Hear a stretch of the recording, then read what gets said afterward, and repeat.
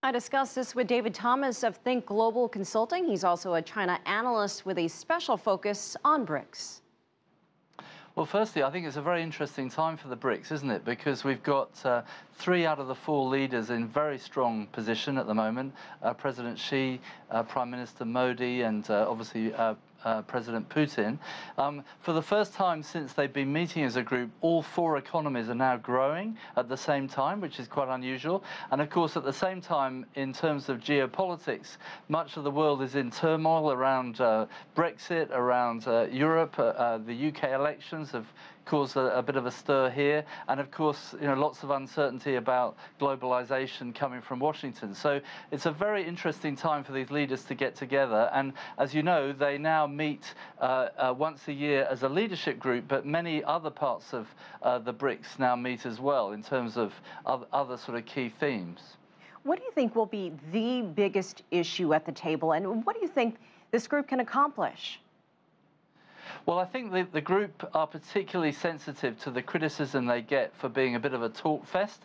I think they want to come out with some real action, and I think this meeting could well start to see some action. In the past, they've set up the BRICS Development Bank, which I think is now going to start making investments into infrastructure, potentially into climate change, and certainly into technology. And I think we'll start to see some concrete announcements emerging of how the BRICS want to go forward in this sort of current uncertain geopolitical climate. And David, can the BRICS bloc coexist with China's Belt and Road Initiative, which has been getting a lot of attention lately? Absolutely, and I think apart from India, which is a little bit on the edge of the Belt and Road Initiative, I think Russia is certainly right behind it. They can see enormous benefits coming from the Belt and Road. It's a pet project of President Xi, so China is certainly committed to exporting capital and getting their state-owned enterprises involved. And as you know from the big summit that was recently held in China, there's a lot of global interest, particularly in that Central Asia region. And I think there'll be some announcements out of this BRIC leadership group around the Belt and Road Initiative, yes. And what would you say is China's significance in participating in BRICS? You mentioned the Belt and Road Summit it hosted recently. It also recently hosted the G20 in Hangzhou. This is just another global gathering.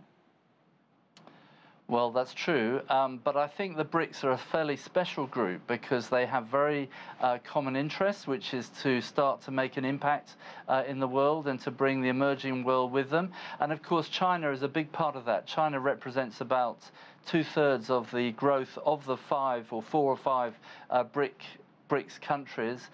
China is the fast-growing global economy right now.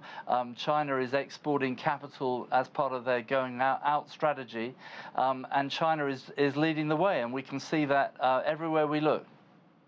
All right, David Thomas, we appreciate your insight. Thank you so much for joining us.